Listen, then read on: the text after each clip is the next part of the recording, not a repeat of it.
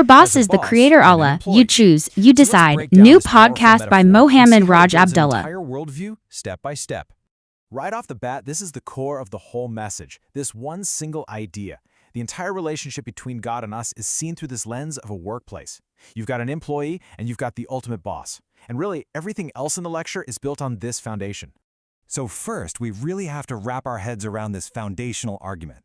The whole point of the lecture is that if you can just accept this one premise, that there's a supreme, all-encompassing boss, then everything else about our place in the universe just logically falls into place. The logic here is super direct, it's powerful. Creation implies ownership. The argument goes like this: if a being created the entire universe, then that being, by default, owns all of it. This isn't really presented as something you can debate. It's just a fundamental fact of existence that gives the boss total authority. Okay, so if we're working with this idea of a boss, well, what kind of boss are we talking about? To really understand where this ultimate authority comes from, the lecture goes into detail about the specific qualities of the creator. So the lecture lays out a few key characteristics. First, the creator is uncreated, meaning it exists outside the whole cycle of cause and effect. It's supernatural and unimaginably powerful, the source of literally everything. But here's what's really important. The speaker makes a point to pair all that absolute power with the quality of being extremely merciful. Now, the lecture has a very specific definition for the word supernatural. We're not talking about ghosts or magic here. In this context, it means being the one who actually wrote the laws of nature. The creator isn't limited by physics, it created physics. This puts that being completely outside the system it designed, giving it, total control. And this quote just perfectly captures the sheer scale of that power. The speaker points to the just mind-blowing vastness of the cosmos. Trillions of stars, billions of galaxies, and says, yep, that's the work of the creator.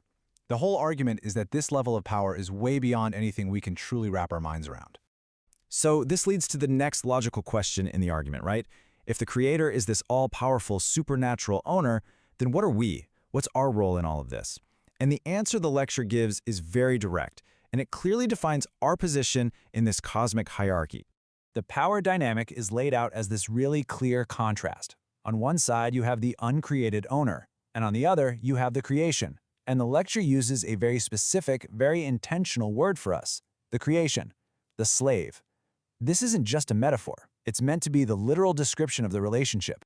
Now, I know what you're thinking. That word slave carries some seriously heavy negative weight. But the speaker completely reframes it here. From this point of view, being a slave to the creator is actually presented as a great honor. The logic is that the creator could have made us into something lesser, like ants or worms, but chose to give us our human form. So in that context, this status is seen as a gift. Okay, so if our position is slave to the boss, then the lecture addresses our purpose. Why are we here?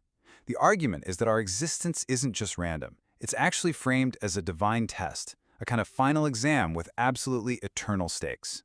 The speaker breaks this earthly examination down into 4 main stages. First, we're given life.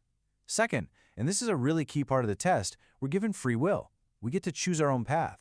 Third, guidance is provided, and that guidance is presented as Islam. And finally, there's a judgment day where we have to face the consequences of those choices. And it's really important to understand a lecturer's take on this guidance. It's not presented as just one of many valid paths you could take. No, the speaker is very explicit. In this divine test, Islam is framed as the single correct answer sheet. It's the truth that the creator provided to help you pass the exam. And this brings us to the final part of the whole argument, the consequences. I mean, if life is a test, there has to be a score at the end, right? There are outcomes for passing or failing. And the lecture lays out a very clear, very binary set of results based on the choices you make in life.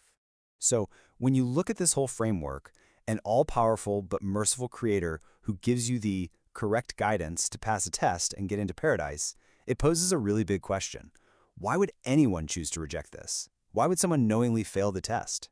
Well, the speaker's answer really comes down to human character flaws. He says the reason people reject the creator is because of arrogance and ignorance. It's basically presented as a misuse of that free will they were given for the test. People are free to choose the wrong path, but that choice is framed as being a result of their own pride. And so, everything builds up to this final binary outcome. The lecture lays out 2 totally different paths. Path 1 is submission. The speaker defines that as living as a Sunni Muslim, obeying the Creator. The outcome? Paradise.